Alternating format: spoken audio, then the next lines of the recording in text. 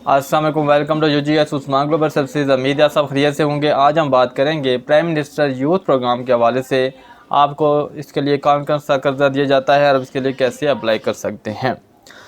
वज़ीर-ए-आज़म पाकिस्तान की तरफ से बेरोज़गार अफराद के लिए कर्जा स्कीम का ऐलान किया गया है। इस स्कीम के तहत पूरे पाकिस्तान से मेल और फीमेल जिनकी उम्र 18 से 45 साल तक है और वो नया कारोबार शुरू करना चाहते हैं या पहले से मौजूद कारोबार को वसी करना चाहते हैं तो हुकूमत पाकिस्तान से 1 लाख से 75 लाख तक का कर्ज हासिल कर सकते हैं। ये कर्ज आपने हुकूमत को 8 साल में माहाना आसान इक़सात के ज़रिए वापस करना है। आपने वीडियो को मुकम्मल देखना है ताकि आपको एक एक चीज़ समझ आ सके और आप इसके लिए आसानी से खुद घर में बैठ के अप्लाई कर सकें। ये मेरा चैनल है उस्मान ग्लोबल सर्विसेज। इसमें काफ़ी आपको जो स्कीम के वाले से वीडियोस बनाई जाती हैं, आपको बताया जाता है आप इसके कैसे अप्लाई कर सकते हैं, कौन कौन सी आपकी जो है वो इसमें स्कीमें आई हैं, नई नई स्कीमें जो आपको उसके बारे में आगाही दी जाती है। तो वीडियो को लाइक करके चैनल को सब्सक्राइब कर लें ताकि आपको ऐसे नए वीडियोज़ के नोटिफिकेशन भी मिलते रहें, आप इससे अपडेट रहें। तो चलो, सबसे पहले आपने कोई आप मोबाइल यूज़र हैं, आप पीसी यूज़र हैं, सबसे पहले आपने जाना है यहाँ पे न्यू टैब में कर लेता हूँ। यहाँ पे आपने लिखना है जी PM यूथ लर्न, ये लिखेंगे आप, इस पर इंटर क्लिक करेंगे तो सबसे पहले आपको वेबसाइट इसकी शो होगी, ये वाली डिजिटल यूथ हब। इसके आपने क्लिक करना है तो ये वाली जो मेन ऑफिशियल वेबसाइट है ये ओपन हो जाएगी, prime minister youth business and agriculture learn scheme. तो ये आपको शो हो जाएगा। अभी इसमें बताया जाएगा कि आपको क्या करना है। इसमें टायर 1, इसमें 3 टायर हैं, tyre 1, tyre 2 and tyre 3। Tyre 1 में आपको 1 लाख से जो है वो 5 लाख तक बिला सूद कर दिया जाता है, जिसमें आपको कोई इंटरेस्ट रेट नहीं है। लेकिन जो टायर 2 है उसमें 5 लाख से 15 लाख तक कर दिया जाता है, जिसमें 5% जो है वो आपको इंटरेस्ट लगता है। टायर 3 में आपको जो है वो 15 लाख से 75 लाख तक कर दिया जाता है, जिसमें 7% जो है वो आपको इंटरेस्ट रेट लगता है। तो ये है कि आपने कोशिश करनी है जो सूद से बगैर है उसके लिए अप्लाई करें। तो ये नीचे करेंगे, स्क्रॉल करेंगे, ये apply for learn track application, जब आप इसके अंदर अप्लाई कर लेंगे आप इसमें ट्रैक कर सकते हैं अपनी एप्लीकेशन को कि आपका स्टेटस क्या है। ये कैलकुलेटर दिया गया है, साथ अप्लाई फॉर लैपटॉप भी, आप जो लैपटॉप की स्कीम आई है उसके लिए अप्लाई कर सकते हैं यहाँ से। और वर्क फ्राम, आप ओवरसीज़ मुल्क में जाना चाहते हैं, आपके पास पैसे नहीं हैं तो वो उसके लिए भी आप कर्ज हासिल कर सकते हैं।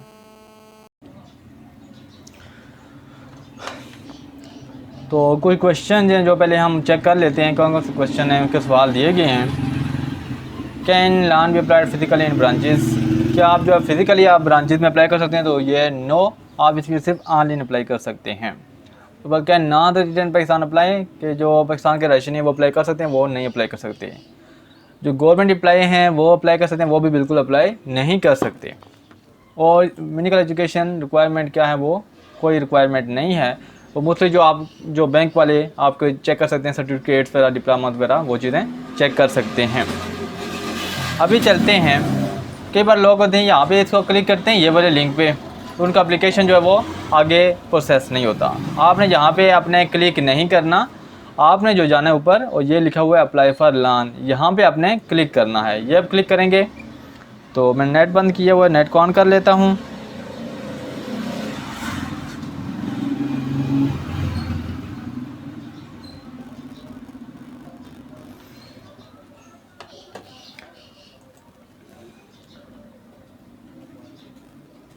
तो जब आप इसको क्लिक करेंगे तो ये वाला आप ओपन हो जाएगा। ये आपने पढ़ लेना, सही करके चेक कर लेना ये अनाउंसमेंट जो है। उसके बाद क्लोज इसको कर लेता हूँ मैं और आगे प्रोसीड करता हूँ इसको मैं। और ये जब इसको आगे प्रोसीड करेंगे, इंस्ट्रक्शन भी नीचे दी गई हैं, आप इनको भी चेक कर सकते हैं।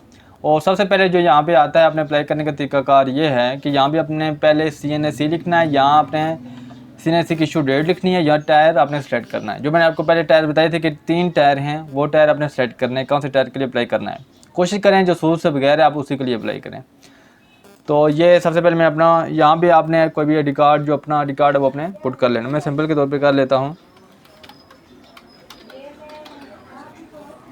इशू डेट भी कर लेते हैं जी।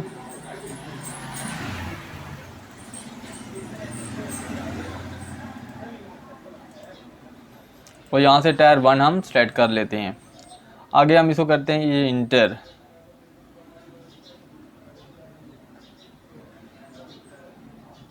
तो ये जो आई कार्ड है इसने पहले से अप्लाई किया हुआ है, तो ये देखें जो अगर उन्होंने पहले से अप्लाई किया होगा आपका आगे अप्लाई नहीं होगा। तो मैं इसका और कोई ID कार्ड नंबर थोड़ा चेंज कर लेता हूँ, चेक करते हैं आगे होता है प्रोसीड नहीं होता। तो ये देखें ये आगे प्रोसीड हो गया, मैंने वैसे सिंपल के तौर पे किया है, कौन सा मैं इसको सबमिट नहीं करूँगा। तो यहाँ से आपने क्या करना है जी, सेलेक्ट बैंक नेम, ये अपने कोई भी जो बैंक है ये आपने चेक कर लेने कौन कौन से बैंक इसमें हैं। नेशनल बैंक है, हबीब बैंक है, bank of Punjab, bank of Khyber, Askari bank, bank Islami, ये सारे बैंक इसमें शामिल हैं। आप कौन से बैंक के ज़रिए आप लेना चाहते हैं लोन, तो वो आप चेक करेंगे, यहाँ से कोई भी आप सेलेक्ट कर लें। बैंक ऑफ पंजाब भी कर लेते हैं। और MFIF इसमें जो है हुवत और NRSP वाले 2 अदारे हैं जिसके ज़रिए आपको जो है ना दिया जाता है जो कर्ज। तो यहाँ से मैं हुवत वाला कर लेता हूँ। और एप्लीकेंट नेम आपने लिख लेना, मैं कोई भी यहाँ से लिख लेता हूँ, यहाँ से अली लिख लेता हूँ। उसके बाद एप्लीकेंट पिक्चर यहाँ से आपने सेलेक्ट करनी है, पिक्चर में किसी ये छोटे बच्चे की लगा देता हूँ, ये ज़्यादा MB की है, और कोई चेक कर लेते हैं कोई छोटी हो, ये किसी की है, चलो चेक कर लेते हैं ये होती है नहीं, ये हो गई है। और सीनियर फ्रंट पिक्चर, ये से आपने ये सारी चीज़ें आपने सेलेक्ट करनी है तब ये आगे प्रोसीड होगा। मैं इसलिए सैम्पल के तौर पर किसी की भी पिक्चर्स में अपलोड कर रहा हूँ।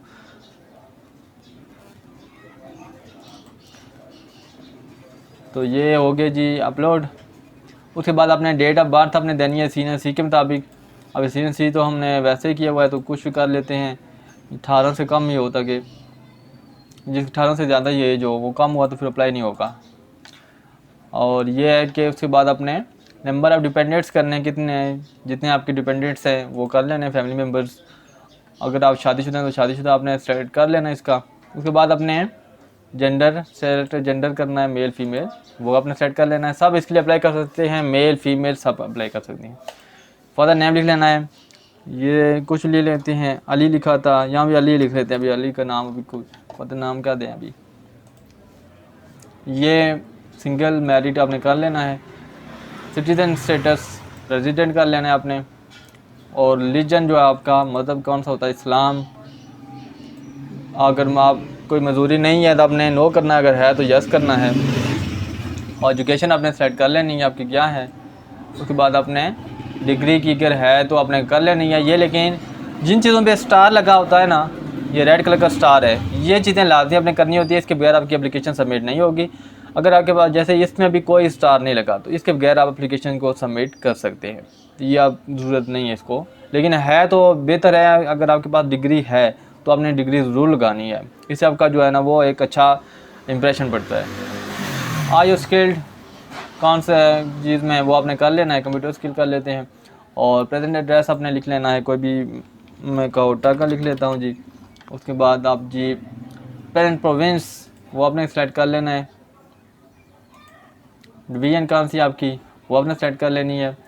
डिस्ट्रिक्ट और तहसील ये आपने सेलेक्ट करने के बाद आपका परमानेंट एड्रेस सेम है तो अपने सेम यहाँ पे क्लिक कर लेना है, अगर नहीं सेम तो आपने लहदा पुट करना है। तो ये मेरा इसमें सेम ही लिख लेता हूँ। तो अभी जो आगे आपका आ रहा है जी प्राइमरी मोबाइल नंबर, आपने मोबाइल नंबर जहाँ को लिख लेना है, मैं को भी लिख लेता हूँ। सेकेंडरी आपने मोबाइल भी लिखना है। जो प्राइमरी मोबाइल नंबर है ये आपको ये मस्ट करना है और ये आपका ऑप्शनल होता है कि आप अप्लाई करना चाहते हैं या नहीं। या मैं भी अपना ही लिख लेता हूँ। इसी नंबर पर आप मुझसे रब्ता भी कर सकते हैं अगर आपने मुझसे अप्लाई करवाना हो, तो ये वाला मेरा नंबर है। उसके बाद जो है वो करंट मंथली इनकम, आपने मंथली इनकम आपने लिख लेनी है। मंथली इनकम कितनी है, कम से कम चलो 50 कर लेते हैं, इसकी 50,000 कर लेते हैं जी। Expenses monthly household expenses कितने होते हैं जी, वो आप लिख लेते हैं 25 कर लें या 30 कर लें।